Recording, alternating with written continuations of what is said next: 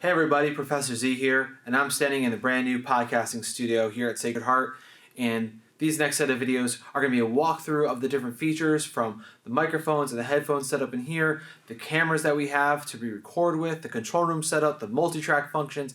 There's a lot to go into, so let's get started.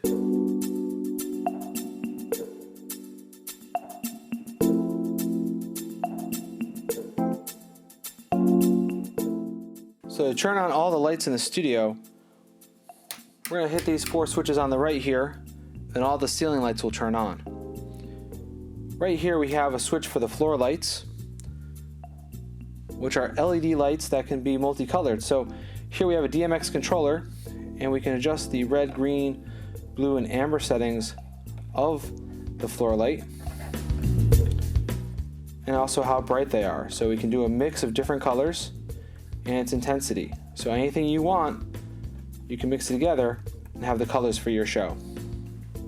At the desk here in the studio, we have 4 chairs and 4 microphones.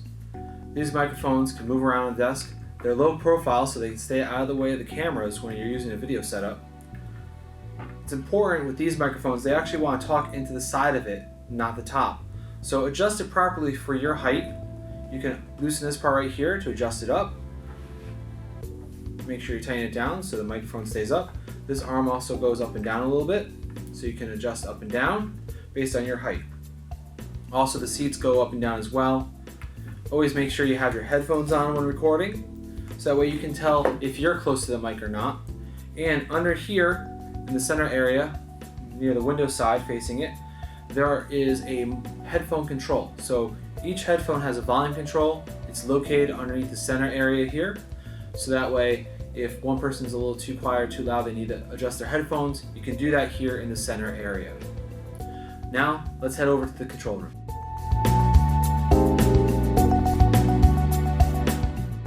Now we're in the control room. And there's a lot of stuff in here. We have a TV light in here, so if you want to use the video feature in here, because there is a little camera right here, so we can get the producer sitting at the audio board to mix into a show if we want to do video that way. We have the Behringer X32 compact mixer right here. We also have a Blackmagic video switcher, a Sony PTZ control panel for the 3 cameras in the other room, and we have recorders. I'm not going to go over everything in the same video because it's a lot to go into. So for this next part, we are just going to concentrate on the X32 and how to get the microphones on and off, how to record just on the board, and things like that. So this next part is just about the X32. Okay, so we're going to take the board kind of slow. We're going to start with the board and move on from there. So one of the first things is when you come in here, you may not have known who was using the board before you, and who knows what kind of settings they left it at, things like that. So if the knobs are all in weird spots and it's on pages you don't recognize, whatever, you can come in here and start with a preset that I've created. So, and you can create your own presets too as you go on. Like if you know you're doing the same show every week, you can come in here and create a preset. So that way we come in, you load up your preset, and boom, it's all set to go. Maybe some fine tweaks afterwards, but pretty much you have what you need. So to load the preset, I want to come over here to the scenes area on my board, press the view button to change the screen up here. Now this is not a touch screen, so you have to use these knobs and arrows over here to navigate. I want to get to the scenes tab, so I'm just going to press the right arrow to get to there. And right now you see there's only one scene in there. To load that up, I'm going to press this button. It's going to ask me to confirm. I say yes, and everything moves. You saw the digital sliders move to the right spot. Any EQs, gain controls, all that stuff is now going to be whatever I had saved it as for that scene. Now you may not want to leave it up here just to see the scene, so I'd probably either go to the home button or hit the meters tab, and now you can see the meters. In fact, these right here, those 2 little things moving, those are the 2 mics that are inside the control room area. So if you're just recording yourself, you don't have to use the other room. You could just be in here by yourself recording with the mics in this room, and you can see those are picking me up. That's at the level going out over program. It's not going out of a program, that's just the level of the mic picking me up and showing you that there's a level. So it's kind of a nice place to go because you have levels, you can see them there, and then on here you can do more adjustments. Now, The way you really want it set up is where it is right now, where channel 1 through 8 and channel 9 through 16 on these buttons on the left are illuminated, because there's a lot more channels down here that you could choose from and different things that you don't need to worry about. So to really get to where you were, again, you can load it from the base, or if you get lost, press these two at the same time. It's going to show you these. Now on the left side here, this is what's in the studio. These are mics 1 through 4, and as the audio engineer sees it. So 1 through 4 left to right as the audio engineer sees it. And then there's also an aux jack on the table as well. So if someone wants to plug in a computer or a phone or something for audio from that, that's there. And it's a stereo setup, so these slide together. You put one up, the other one's going to go with it. So they're going to move together as a stereo pair. And then here's the mics for each one. So to bring up the volume on anything, you just bring up their mics. So that's the basics of those. And then on the right side here is in the studio, in the control room area, I mean. So we have mics 1 and 2, that's left and right, that are in here. And so if I bring this mic over towards me and I turn it up, now I'm picking these up and this is in here. And then if I bring the main slider up, you can see there I have levels. This is my main output, and as I get closer to the mic, you can see it even better. I'm not hearing it in the control room right now because I have the speakers muted using the big knob over here to my right. So this big knob right here, let me bring this down first. There's a mute button right here in the middle. So if you're going to turn a mic on in this room, make sure you mute this first. Otherwise, you're going to do this. So if you're not muted, it does that. So if you open it up, you're going to start getting feedback and make some bad noise. So let's keep that muted if you're going to open up one of these mics. Otherwise, you can just bring that down. Or if you know you're going to be on and off, there's a mute button here too for the mic itself, which is better than sliding it up and down sometimes. So let me move this out of my way. So if you're going to be talking here, again, use your headphones. And for in the control room, the headphone volume control is up here at the top of the board. There's a headphones on the left and right. They plug into the side of the board. This controls both of those headphones. Now this volume knob, as you show, so if I was just listening to there, I'd have this unmuted, and I can control the speakers that are to the left or right of the board in here for my near field monitors. Make sure it's on the proper source. So if you're not hearing anything, it might be someone pressed the source button by accident.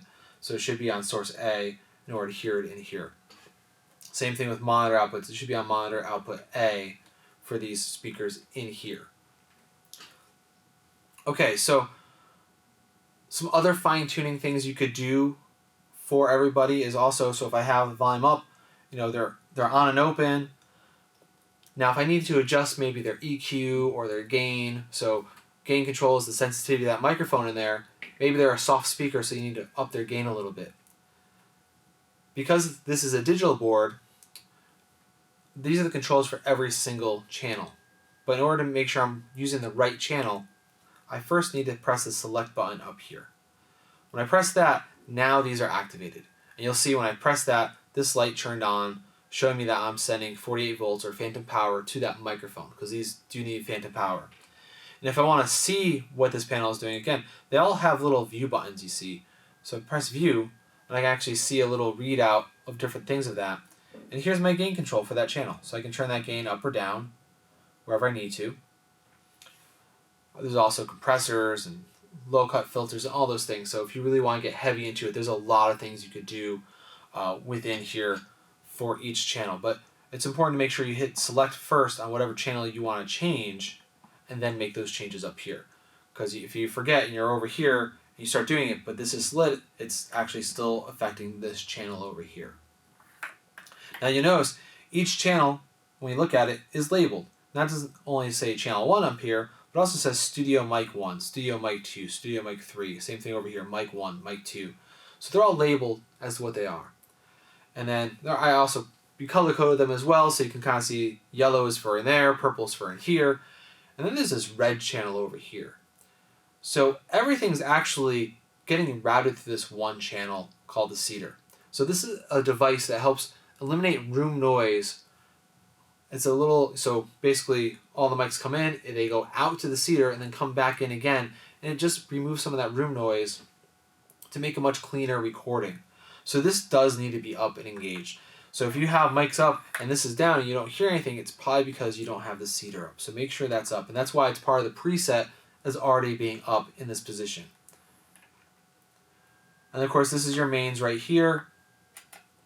I'm going to mute my main output again. So again, you can see the levels up here. And I want to be in this yellow area, this orange area. That way I know I'm getting loud enough to be recorded. And now if I want to record just on this board here, I can take a USB drive. So I've got a USB key right here on my keychain. As long as it's formatted as FAT32, I can record to it. So again, move this stuff out of the way so you can see it. I'm going to hit the view button on here. Now you can also play back from this too. We can actually bring this up as a channel with music on it if you wanted to. But for right now, we're just going to record to it. So you can see it. These are all the tracks I've already recorded with this. To record, I just press the record button right here. It's got a little tape display that shows that you're recording. It's got a number on the top. So I believe that's today's date. Oh, it's yesterday's date. I guess I have to change the date on the board because the board is currently wrong on the date. But it is recording. And then we just hit the stop button to stop it from recording. And then again, we can play that back under here under the USB record. Look at this. There's the USB channel right there. So I can bring that up, bring that down if I wanted to. Now if you're producing in here and you want to communicate with the people in the other room, to do that, on the top left of the board there is a talk button, talk A. If I press this down, they're going to hear it in their headphones. Only talk A is on. Talk B is not hooked up to anything, but talk A, they'll hear it in their headphones, all of them. So it's not just one person, it's all going to be everybody in there. And they'll hear that in their headphones. So if you're setting up for a show and you're like, okay guys, give me a sound check, you give me a sound check, you can talk to them through this. There's a microphone built into the board that this is picking up from, so you don't have to use either of the mics in the control room. You're using a mic that's in the board to talk to them through here. And that is how you use the Behringer X32 Compact to do your basic engineering levels and recording within the board. It's going to record a stereo output. So if you're recording straight from the board, it's just going to record stereo. You're not going to record individual tracks when hooked up directly to USB. If you want to record individual tracks, that's going to be through something like Adobe Audition, which is something I'm going to show you next. Okay, so now we're over at the computer here, and we're going to talk about how we get individual channels from the Behringer into here. So we're just going to use Adobe Audition. It's something that most of you should be familiar with. It's what we teach in class.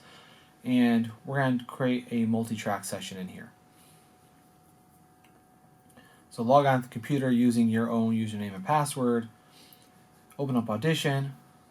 Then once Audition is open, go ahead and create a multi-track session. And as always, choose your destination first. Good habits. So I'm going to come here and put it in this folder right here.